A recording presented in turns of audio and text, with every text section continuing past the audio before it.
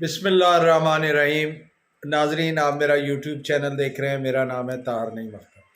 تمام دیکھنے اور سننے والوں کو میری طرف سے السلام علیکم۔ دیکھیے، اگر دنیا کی معلوم تاریخ کا اندازہ لگایا جائے اور اس کا مطالعہ کیا جائے تو ایک بات بڑی واضح سامنے آتی ہے کہ اس وقت کے جتنے بھی ترقی یافتہ ممالک ہیں انہوں نے کسی نے چرچ سے اپنا اقتدار جو ہے وہ واپس لیا، کسی نے طاقتور حلقوں سے واپس لیا، کسی نے کنگ سے واپس لیا۔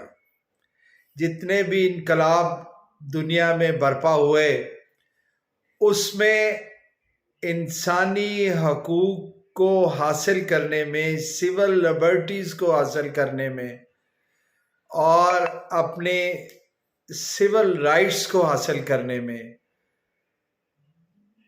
عوام نے تو یقیناً اس میں قربانی دی ہے، لیکن اس کے ساتھ ساتھ اس ملک کے ججز نے بھی قربانی دی ہے۔ اس میں کوئی شک نہیں ہے کہ ججز کو شاہراہوں پہ مار دیا گیا، کسی جج کو اس خاندان سمیت تہہ تیگ کر دیا گیا، اور بعض ججوں کو تو عدالت میں بیٹھے ہی قتل کر دیا گیا۔ لیکن بہرحال ان کی قربانیاں آج اس قوم کے کام آئیں، اور قوم کے کام آنے کے بعد وہ ملک آج ترقی یافتہ ممالک کہلاتے ہیں۔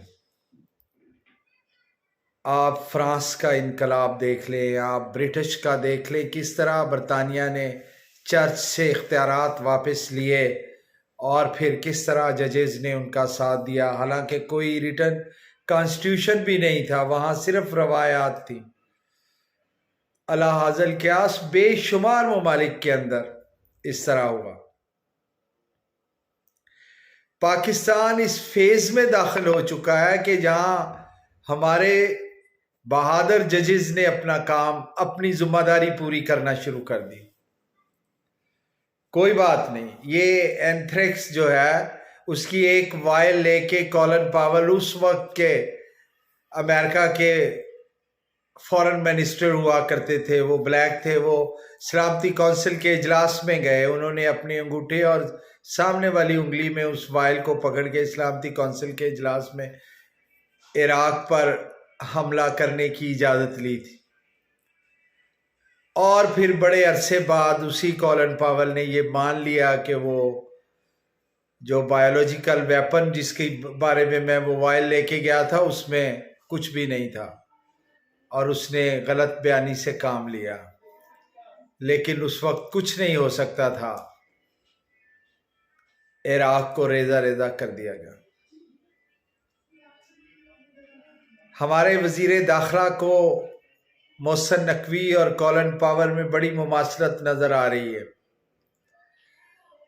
لیکن اس ملک کے ججز کھڑے ہو گئے ہیں اپنی عوام کے لیے۔ اس میں کوئی شک نہیں ہے کہ تحریک انصاف کے چیئرمین عمران خان کی جو ایک شعوری کوشش تھی،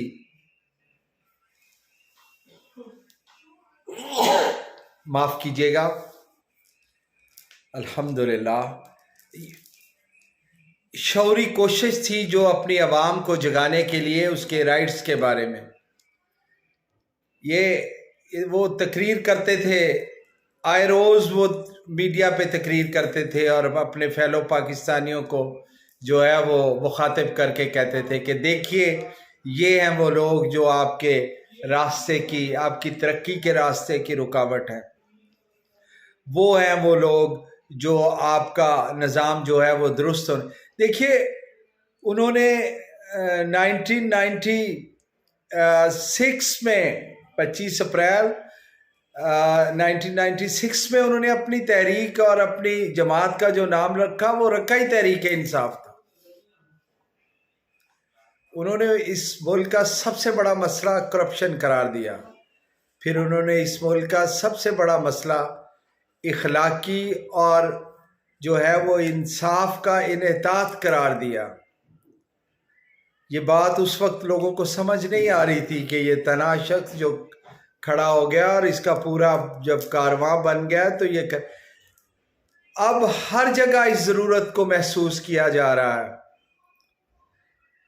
اور پھر یہ پچھلا پی ڈی ایم 1 کا دور اور پی ڈی ایم 2 کے دور نے تو لوگوں کی آنکھیں کھول کے رکھ دی۔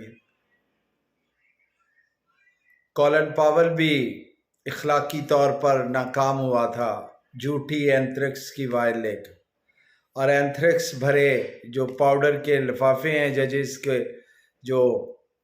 ججز کو جو خطوط اور لیٹرز میں بھیجا جا رہا ہے، یہ بھی اللہ کے فضل سے ناکام ہوں گے۔ ان بہادر ججوں کا نام تاریخ میں لکھا جائے گا۔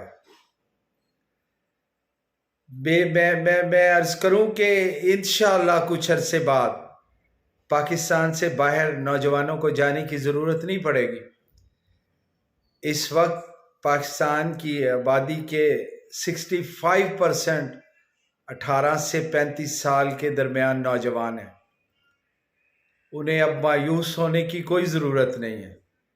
ٹھیک ہے، ایک سیاسی جماعت ان کے لیے ہر وقت جدوجہد میں لگی ہوئی ہے اور انہوں نے بھی اپنا حق ادا کیا اسے ووٹ جیسی قیمتی پرچی دے کر۔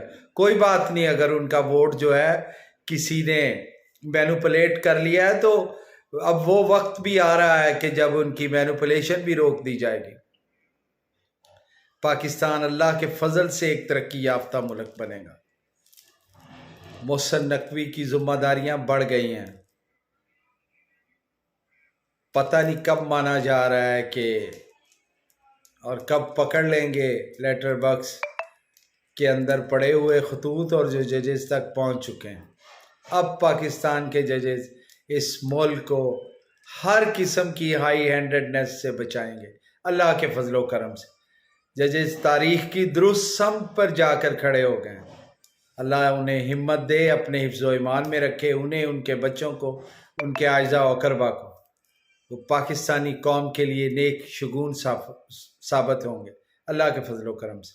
بہت مہربانی، بہت شکریہ، غور فرمائیے۔